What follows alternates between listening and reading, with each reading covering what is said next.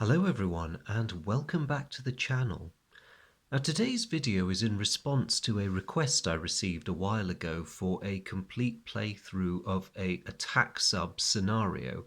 And it's a request that I am more than happy to oblige because I love attack sub to bits. And it has been a good few months since I last played this game, so I'm more than happy to jump in, as I say. And the gentleman who put in the request asked if I could choose any scenario and just play it through as a bit of an instructional come narrative affair. So, having a look over it, I realised that my choices were actually quite difficult because all of the scenarios in this game are really well thought out and really well crafted. So after a lot of umming and ahhing, I came back to the first scenario, which is a straight up submarine duel. And the backstory is that two US submarines, the Los Angeles and the Baltimore, have been operating really successfully in the Atlantic, destroying Soviet surface ships and submarines alike.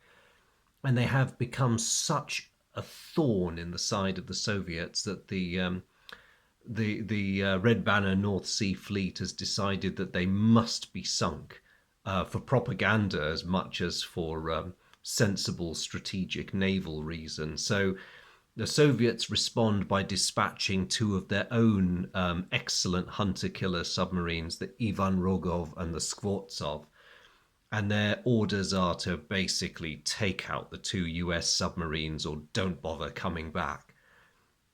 And so we have a lineup between, I suppose, what would have been two natural antagonists had the Cold War gone somewhat hot at the very end of the 1980s. So on the US side, you have the classic Los Angeles class SSN, and on the Soviet side, you have I think the Russians called them the Shuka class, but of course the game uses the NATO designation, which is Victor 3. Yes, very, very well balanced. Both represent, in many respects, the I won't say the cream of the crop, but they are the elite infantry of the submarine forces, if I can call them that. It's probably not a very good analogy, but never mind. So before we start the game, I'm just going to have a quick flyby, because of course the core of the game is the sensor values, which enable a submarine to detect its opponents, the attack value, which allows it to then carry out its attack once it's got a strong enough sonar lock. And the third key element in this game is the detection value. In other words, how quiet a submarine is and how hard it is to detect. So, looking at the base numbers, the United States has a significant advantage in sensors. Their sonar is rated 5 as opposed to the Soviet 3. Now, 3 is as good as it gets for the Soviets. 5 is not the best in the US arsenal, but it's pretty respectable. And this, I think, is a fairly true to life. The US and their NATO allies had significantly better detection systems than the Soviet Union enjoyed. They have only a slight improvement when it comes to attack value, so their anti-sub rating is a +3 on the Los Angeles class. The Soviets, it's a +2 for the Victor 3s. Now, the Russian submarines do have one advantage over their NATO counterparts, and that is the fact that they are quieter. So their detection value starts at 7, whereas the US submarines start at a 6. So although the US submarines overall have an advantage over their Soviet counterparts, it's not a complete lead. The Soviets can, by clever play, get around the advantages their enemies enjoy, but it's going to be a challenging action for them. So I've tossed a coin, and the United States won the toss. So I must say, even at the start of the scenario, these two are proving their mettle. The hunters have pretty much started off being the hunted. And so each side draws 5 cards from the draw deck. As the player on each side, you generate 3 cards plus 1 card for each ship or submarine in your force, so 5 cards each. And so looking at their hand, the United States, They have a helicopter card which they can't use. That's annoying. They're going to have to try discarding that towards the end of their turn. Um, so they are going to look at what else they got. Sorry, I took the cards away. That wasted helicopter aside, they do have some fairly useful stuff, including a dual use detection card for their sonar. Now, given the superiority of their sonar, they're not going to go banging away on active because that would make them vulnerable to counter detection. Just as a quick reminder, black print are actions you carry out in your turn, red print are reactions, and passive sonar can react to active. So while active sonar improves your chances of getting a lock on your enemy or detecting your enemy, does make you vulnerable to being detected in turn. So the Los Angeles is going to attempt to detect both the Ivan Rogov and the Skvortsov. Player would declare their intention, which would then trigger a response from the Soviets. Now, unfortunately, because the US have declared they're going to use the passive side of their card, the Soviets have nothing in their hand that can respond to it. So the sensor value of the Los Angeles is 5, plus whatever random numbers they draw. So let's do the Ivan Rogov first. Ooh, a 6. So that's a total of 11, which easily defeats the Ivan Rogov's detection rating of 7. And it means that the Los Angeles has now gone from no contact to contact achieved. What about the Skvortsov? Same process, 5 plus another 6. The US have certainly polished their radar today. Sorry, their sonar even. So at the outset, the Los Angeles has detected both the Ivan Rogov and the Skvortsov. Now, I'm just going to have to duck out. Apologies for this. My cat is making some noise, so I'm just going to have to go and quieten him down. Otherwise, he'll be howling his head off through the video. One moment.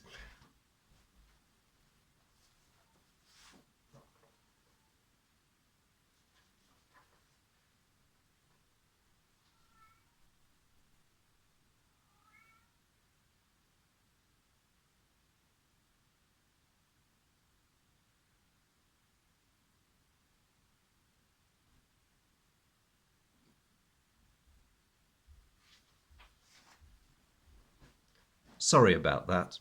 Didn't want him howling, otherwise it would increase my chances of detection. Let's put it that way. Anyway, where was I? Oh, yes. At the end of a successful round for the US player, they will draw 1 card to refill their hand. Over to the Soviets. The Ivan Rogov and the Skvortsov have both been detected. Fortunately, it's not a strong enough lock for the US to be able to target them for an attack. But they're in a bad way because they have been seen, but they cannot yet see their antagonists. So they're going to have to do something about that. Now, they are fortunate to have a whole load of sonar cards, and they're going to take... It's tempting for them to take a risk playing the active card, but they're going to try their luck and see how they manage with passive sonar. So the Ivan Rogov will go first, playing that card, and she will attempt to detect both the Los Angeles and the Baltimore. In response, the Los Angeles is going to play a contact reduction thermal layer card, which reduces the sensor value of the Ivan Rogov by 2, meaning their final value is 1 plus whatever random number they draw, which is a 5. So despite the Los Angeles managing to get under a thermal layer, she is still detected. And so the Ivan Rogov moves her contact counter from no contact to no attack. The Baltimore has no card that she can play to counter it. So Ivan Rogov has a 3 plus a 3 for 6. So the Ivan Rogov has spotted both US submarines. Tensions mounting, I think, as the contact reports start coming in. Encouraged by the success of her sister, the Skvortsov is going to try the same thing, passive detection of both the Los Angeles and the Baltimore. So she starts with the Los Angeles, and that is a very good draw. So the Skvortsov can see the Los Angeles. What about the Baltimore? 3 plus 0. For whatever reason, Skvortsov's sonar has not managed to pick up the Baltimore. So as far as she's concerned, there's one US sub out there that she can try and do something about. So not a bad start for the Soviets either. They're going to refill their hands to 5 cards. Now back to the US. They might have to do something now. Baltimore cannot see either Soviet submarine. The Los Angeles can, but they can see her, so closing the range may be risky.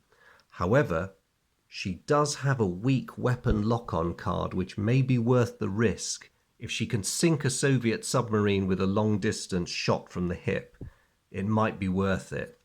So the Los Angeles is going to be brave and is going to close in on the Ivan Rogov. The Soviets have nothing that they can use to respond to that. So as the Los Angeles draws closer to the Ivan Rogov, the contact level of both is increased on each other. And next turn, barring any unforeseen mishaps, the Los Angeles will be able to use that weapon lock-on card on the Ivan Rogov. The Baltimore, in the meantime, is desperate to get in on the party. She's the only one who can't see anything, but the US only has an active sonar card. So, given the circumstances, the Baltimore's decided she's going to be brave and go active. The Ivan Rogov, which can already see her, is going to counter with the passive sonar card. So before the Baltimore even draws to see if she's detected anyone, by doing that, the Ivan Rogov has increased her detection level on the Baltimore as well. So it's getting a bit dangerous. The US is going to have to do something about the Ivan Rogov. So Baltimore detecting Ivan Rogov, she has a starting value of 6 rather than 5 because she's gone to active sonar. A 1 added to that is exactly what she needed, so she has detected the Ivan Rogov. What about the Skvortsov? 6 plus... Oh, yes, she definitely detects the Skvortsov, all the way up to 11. So, bit behind her sister, the Los Angeles, but the Baltimore now has a fix on both Soviet submarines. Not a bad turn, and the US draws 3 cards to fill their hand.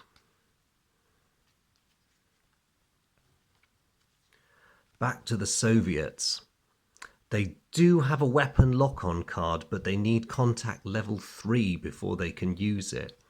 So the Ivan Rogov, now that everyone can see each other, and really because they have no choice, is going to bang away with her active sonar.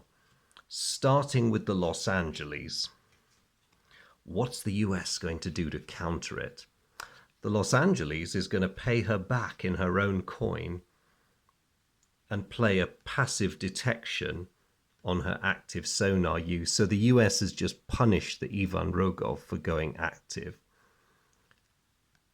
And it's an automatic move whenever you do this to someone. So let's see if Ivan Rogov's risk was, the risk they took was worth it. So a total of 4 on their sonar. Yep, they have increased their contact level on the Los Angeles. What about the Baltimore? Because they want to try and look her up as well. Yes, they do it. So The Ivan Rogov is on the ball. Skvortsov is going to attempt to do the same thing, and this time the US subs have no cards that can counter it or take advantage of the fact that she's going active. So Skvortsov detecting Los Angeles, or improving her detection, total of 7 she's moving up to. And on the Baltimore, oh yes, definitely, she can now see the Baltimore. So all the subs involved can now see each other to varying degrees. So the Russians will draw and hope they get some weapon lock-on cards, which they do. Tensions mounting on this one. So the US really need to do something. The Los Angeles is going to open fire on the Ivan Rogov because she's by far the more dangerous of the two subs. So with her attack value of 3 added to the attack value on the card, which is 1, we've got a total of 4. And the target number they need to meet or exceed is the defense value of 8.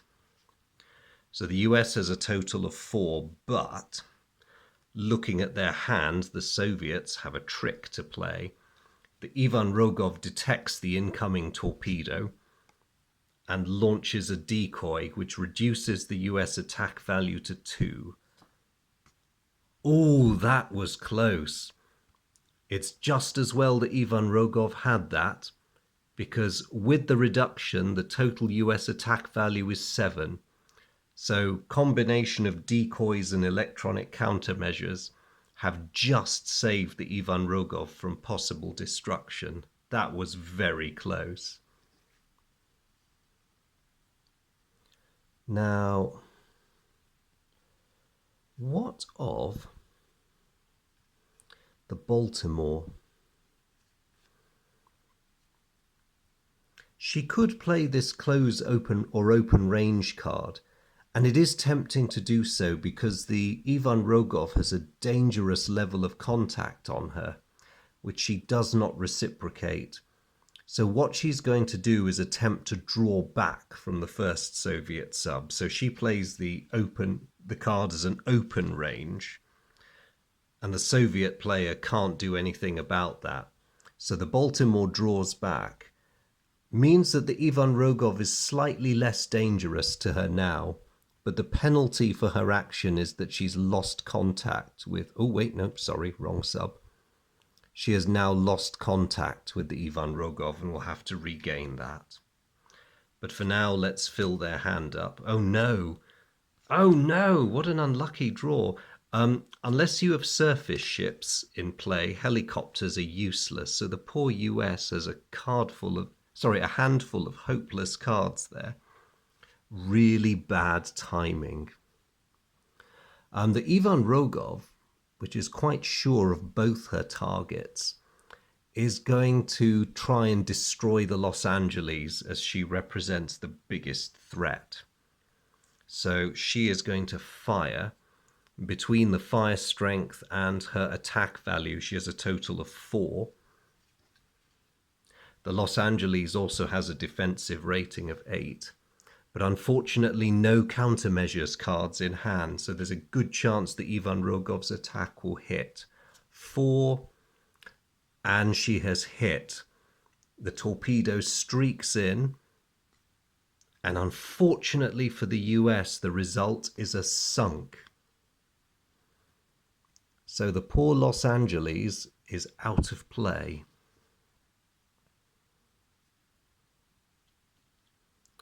That was a remarkable success for the Soviets. And all of a sudden, the Baltimore is in a very vulnerable position.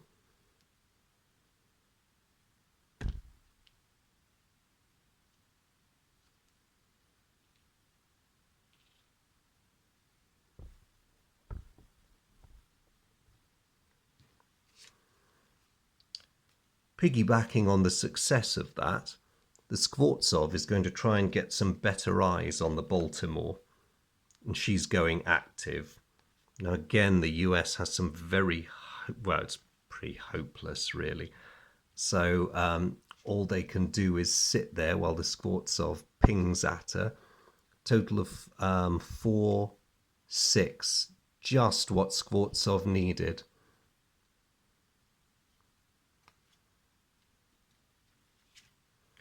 And the Soviets will fill their hand. Ah, now they're getting a bit of bad luck. Or, well, not totally. So, over to the United States. Now, looking at their cards, it's not looking great. They could try and back off from the Skvortsov as well, but then that would leave them completely blind. What they might do instead is take no actions so they can discard some cards. Now this is a bit of a risk. The 3 helicopter cards are useless. That's an easy decision. Damage control. Most hits in this game will sink a ship outright, I think, as is right and proper given the destructiveness of 1980s era submarine weaponry. So there's an 8 out of 10 chance, I would say, that they would never get a chance to use this card. It tends to benefit surface ships more often. However, there is that infinitesimal chance that they might suffer a near miss, or a faulty Soviet torpedo might explode short and merely damage them. They don't know. But are they potentially depriving themselves of a more useful card? Maybe they will hang on to it, because you never know. They only get to draw 2 cards now because they've lost a ship. Okay, that could be worse. Not brilliant, though.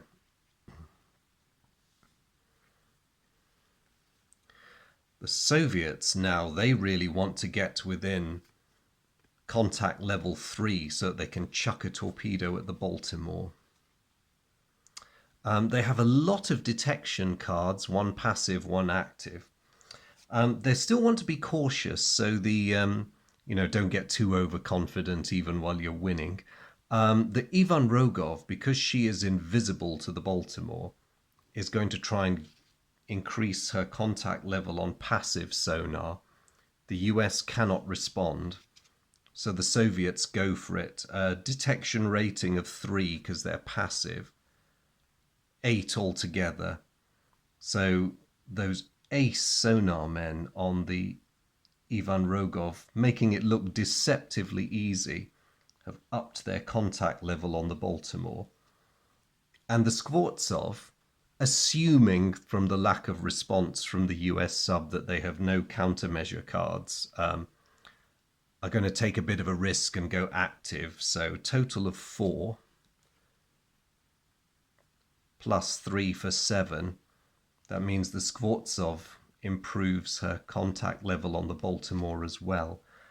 Things are not looking good for the free world at the moment. The Soviets, very well satisfied with their progress this turn. We'll just draw some cards. Now over to the poor desperate Baltimore, and things are getting rather desperate. The close range and the battle stations would be a very good combination if they could move to contact level 2 this turn, because then they'd be able to immediately launch that attack. Unfortunately, they cannot. And they have the same conundrum, which is if they back away from the Skvortsov, they'll reduce her contact level down to 1, but then the Baltimore will not be able to see either Soviet submarine, and that's not a very acceptable outcome either. The US captain is probably going to grit their teeth, risk discarding the damage control card, and pray they get something useful, which they do, if only they can live till next turn. Meanwhile, on the Soviet side, The Ivan Rogov can probably scent blood in the water and is going to go active now. But the US will counter with the silent running card. So despite her going active, her sonar rating is still only 3. Unfortunately, it's still exactly what is needed. So the danger level to the poor Baltimore increases.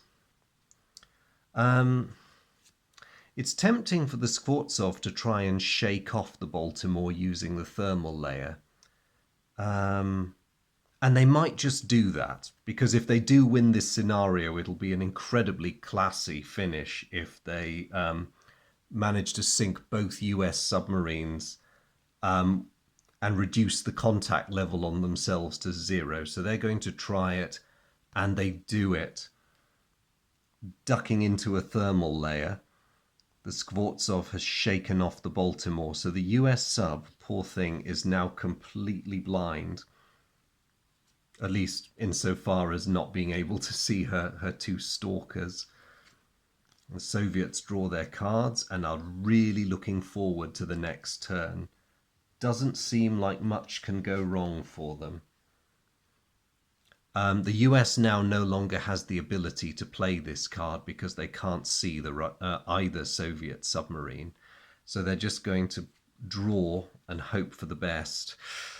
Not brilliant, not brilliant. Back to the Soviets. The Ivan Rogov is going to fire. She has a clear shot. Not the best targeting solution, but it will do. She can generate a total of 4 with her attack value. And most significantly, the US has no cards that can counter the attack. So let's see what happens. So 4 plus 7 is a hit. Oh my goodness. That was lucky. That was extremely lucky. So people are thrown off their feet as the warhead clangs into the side of the Baltimore, but there's no detonation. So phew.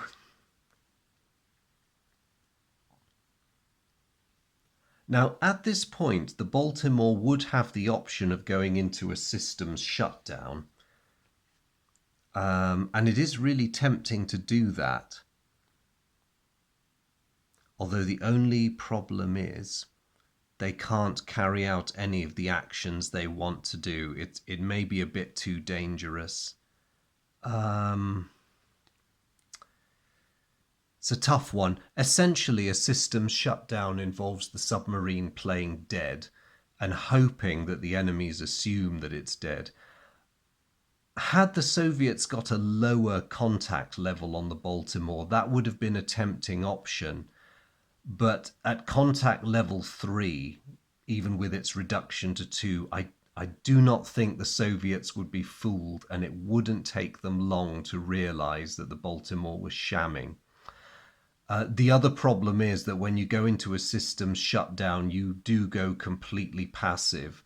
As it says here, the only cards you can play are response, surface noise, thermal layers, and passive sonar. And your hand size is also reduced, so maybe this is not worth it.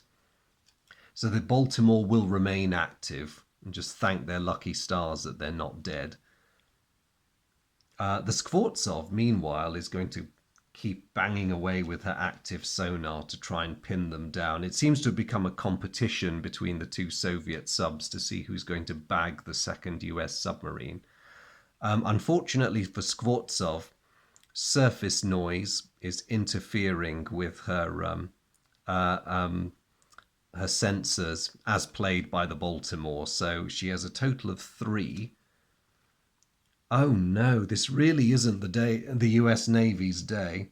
So despite the interference from the surface, the Skvortsov has no trouble in upping her detection level.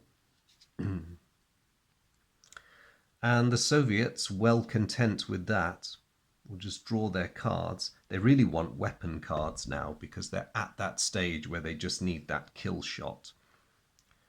The US player is still stuck with cards that he can't use. He's going to take a massive risk. He's going to keep the close open range card, but he's going to ditch the other two and draw 4 cards because he desperately needs options.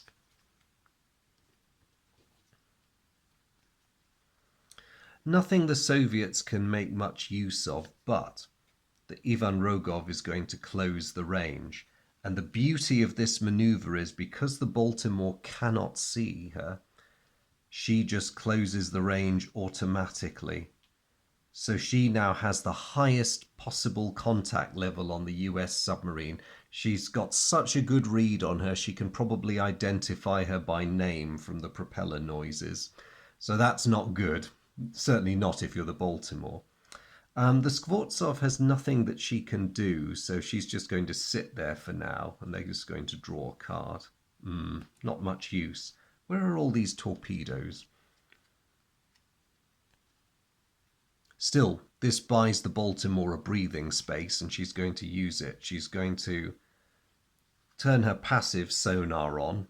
Well, it has been running the whole time, but it's only now getting a lock.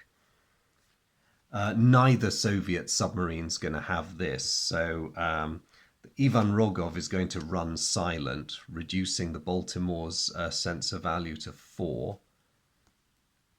And unfortunately, that stops her detecting her. The Skvortsov is going to rely on surface noise to achieve a similar effect. But unfortunately, she's not as lucky as the Ivan Rogov, so the Baltimore does pick her up.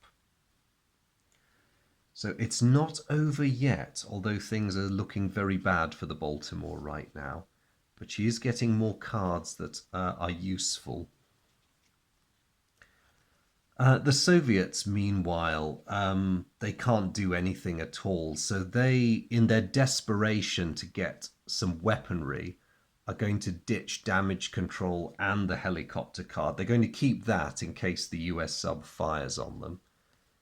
But they really just want to sink this annoying pestilence of a US submarine. Ah, that's bad news.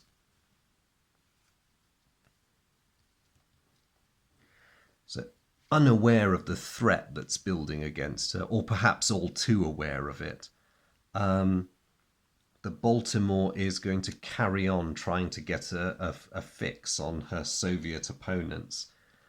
And unlike their previous turn, they don't have quite such an embarrassment of riches in terms of countermeasure cards. So because she's still invisible, the Ivan Rogov is going to try to remain so by running silent. So the Baltimore's sensor value is 4. Oh, she does it! She finally nails the Ivan Rogov and picks her up. The Skvortsov has nothing to play, so it's 5. Yep, contact level on the Skvortsov increases, so the US sub is still very much a threat.